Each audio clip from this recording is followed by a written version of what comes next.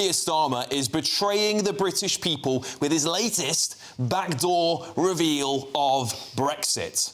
The most unpopular Prime Minister in history is negotiating, get this, a Nigel Farage clause with his globalist EU masters, a plan designed to tie Britain to the beleaguered and dying European Union when the Labour Party inevitably lose the next election.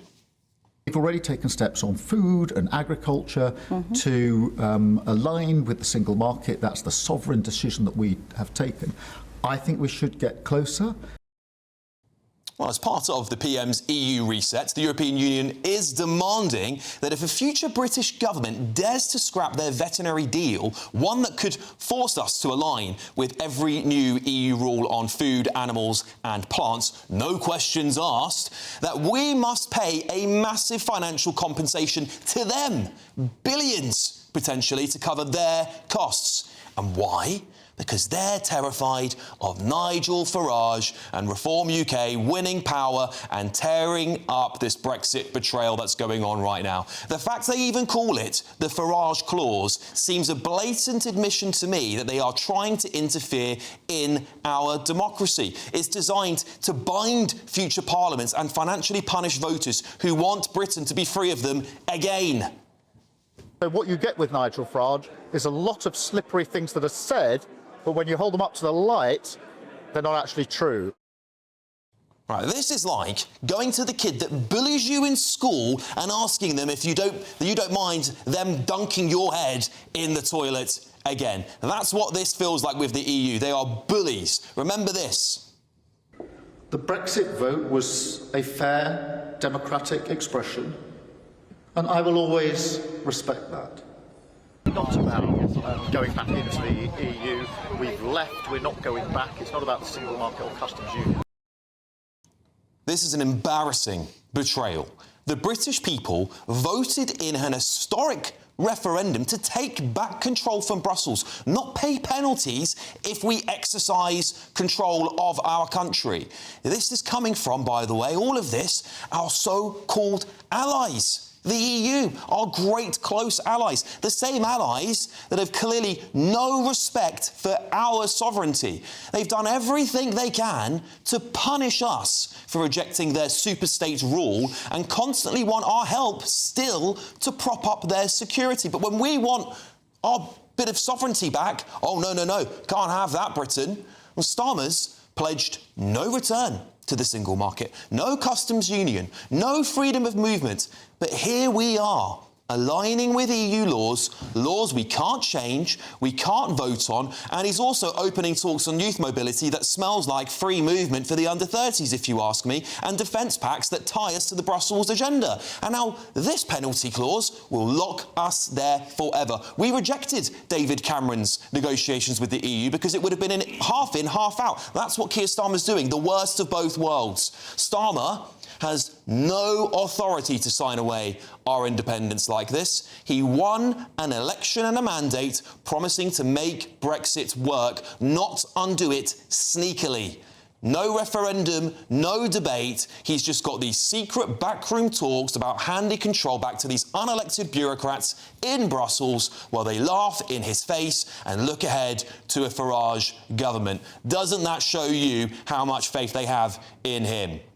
Well, Nigel Farage is once again right on this. No parliament should or can bind its successor, and Reform have said they will scrap this outrageous deal, thank God. Why should we ever honour clauses meant to scare us into submission? Britain deserves leaders who will fight for our sovereignty, not ones who are grovelling to the EU for a simple pat on the head.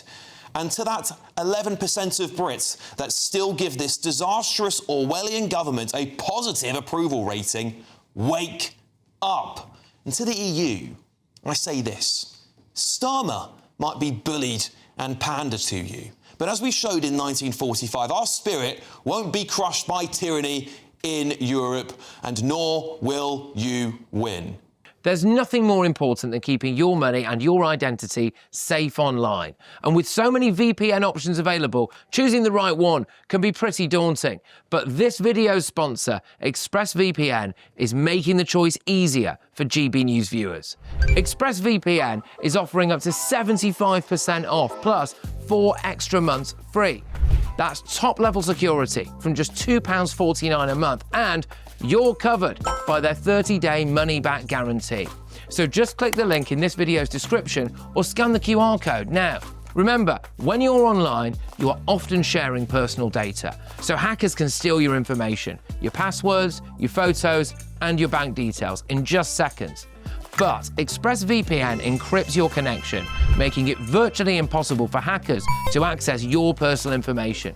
So why choose ExpressVPN? Well, it couldn't be easier to use. With just one click, you are protected. And ExpressVPN uses military-grade AES 256 encryption, which is the same standard trusted by the US government to guard their classified information. With their new tiered plans, you can protect up to 14 devices at once and manage passwords securely.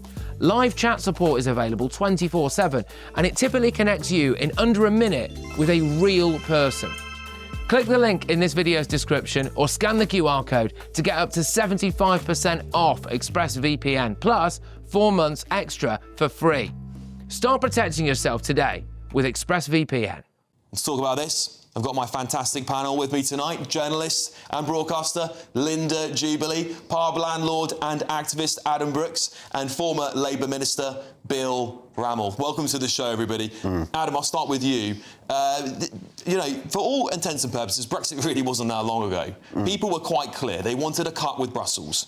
David Cameron came back from negotiating with the EU with the worst possible deal, which would have kept us in with no voting powers, but a full alignment with the EU.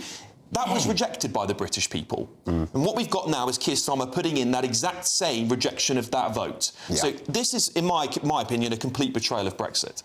Look, Keir Starmer has said in an interview that he prioritises Davos over Westminster. And the reason he said that is where the real power is. These liberal elites want to be governed and in line with European elites. It's a big club. And especially with Starmer, him and his lawyer mates, they've given away Chagos, our own territory, and they're making us plebs pay for the privilege. Right, this is the most anti-British government of my lifetime. I'm horrified at what this man is doing. People like me voted in 2016 because we was given that right, our democratic right to vote. Keir Starmer wanted a second referendum because he didn't like the way that people like me, how dare we, go against what he believes. And this is what he's doing. He's take us in via the back door, and it's a stitch-up. Because he knows, anyone in this country knows, Bill surely is starting to realise now, that as long as Nigel Farage, let's hope so, is alive, he will be the next Prime Minister of this country. OK, it's no, shaking your head, Bill. It's a shoo-in.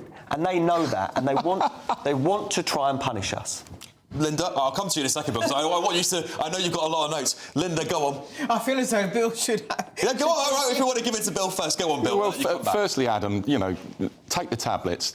Nigel Farage's shoo-in, when he's on 28% of the vote, historically is just not accurate. The momentum, if you go on the streets and speak to people, you'll realise. The momentum is coming down in terms of Farage's approval ratings. But anyway, let's deal with the facts. Shock horror. The European Union wants some protection from the madness of Brexit.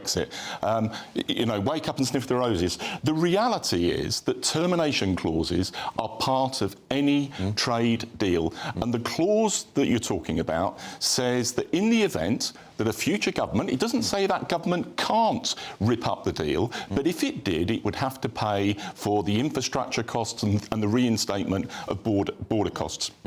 I hear all the invective. You're not in line with British people. By 2 to 1, by 2 to 1, when you look at the polls, they regret Brexit.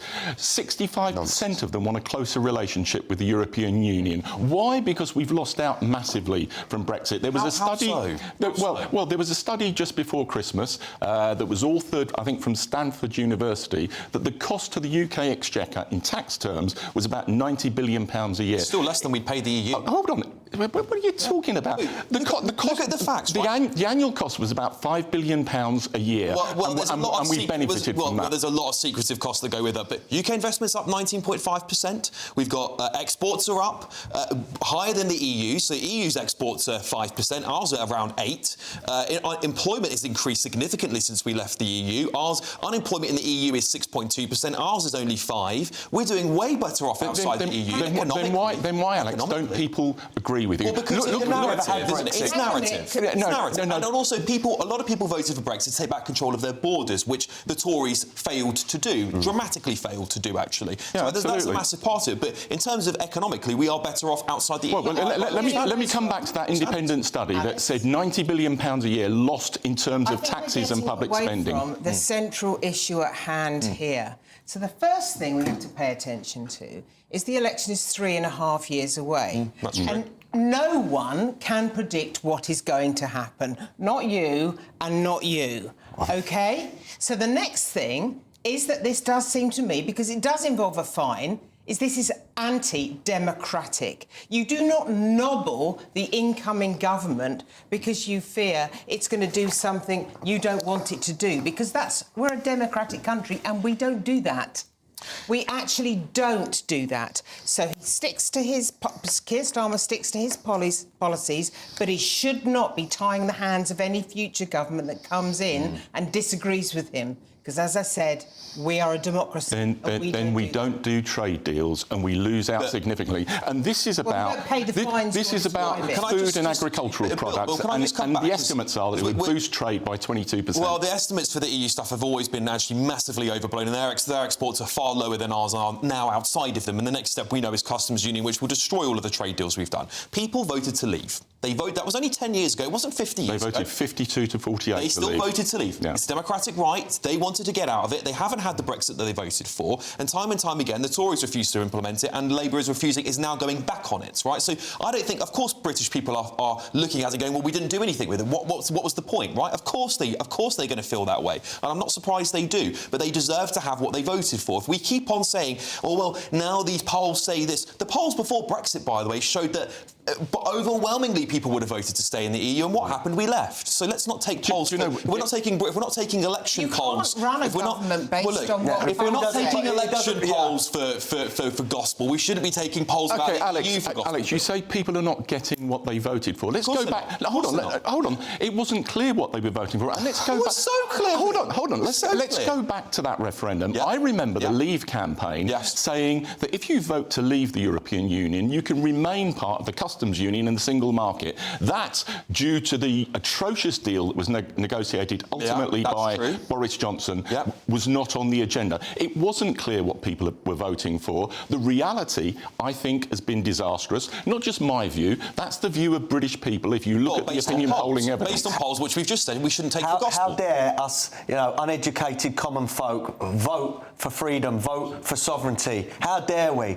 The way you're sounding there, Bill, is why we voted out, because the elites and the politicians of this country treat people like me and the working man or woman as trash. And if we dare to do the opposite of what they want, they punish us, and that is what has happened. Linda, I want to come back to you, because I get there's always going to be this Brexit divide between people, right? But my problem with it is that the EU is wanting a lot from us. And we're wanting a lot from the EU. One, Keir Starmer shouldn't be betraying his mandate, which he said he wouldn't be doing all these things. He's now gone and done them. Things that he pledged he wouldn't do. He's gone and done them. I think that's a betrayal for British people. And the EU is hammering us when they're asking us, why don't you come and help defend Greenland? Why don't you cozy up with us instead of America? I do think there's room for some kind of connection and some kind of support when it comes to military strategy. I think that would be completely advisable. With a trade bloc. It's a trade bloc, let's be honest. No, I'm talking about what we do about the geopolitical situation right now. But the EU is a trade bloc. Let's remember that. OK, But I am talking about the kinds of things our military leaders have been talking about all week long. Yeah. Yeah. And every single major, significant military person we have here says we have to have militarily a closer relationship Absolutely. with Europe in the current environment. But But yes, that's not and the same. Europe is not the EU. Yeah, I My agree point- with that. I'm saying that. I'm making that distinction. I'm simply saying, OK, I agree with it in that one area, but we do not need to be moving back into Europe by stealth. Exactly. It's like a weird form of the stealth taxing. We're going in back in by stealth, and that's not fair to people. No, but we're not going back in by stealth. Look, personally, I wish this Labour government was saying at the very least that we would rejoin the customs union because there would be significant benefits to us. about American trade deal? But hold on, the government is Indian not trade deal? the government is not saying that, and Keir Starmer is not saying that. He's saying no to rejoining the European Union, no to the single market, and no to the customs union, but yes to closer trading relationships. And Bill, whenever if I you had a pound, whenever you every do a time you said that they're not going to do this and they've come back 2 weeks later and they've done it, I'd be a wealthy man today. Well, but that's the problem. You've got more sense than they do, Bill. And I respect you for that because you look at things in an objective way. Keir Starmer doesn't have those values that you do. He's ploughing on with this completely headless chicken policy about everything. He hasn't got values on this. If he intended to take us back, say, into the customs union, I think he would have made that clear by now. And yet, at every juncture, But isn't that his problem? Every juncture, he's saying no to that. I personally Isn't wish that he would. exactly his problem, though? He does things by stealth. He does things in a half-hearted way, changes his mind. He's inconsistent. That is his precise problem. That is a big Look, if this government cannot work out that increasing national insurance contributions and business rates and things on businesses hurt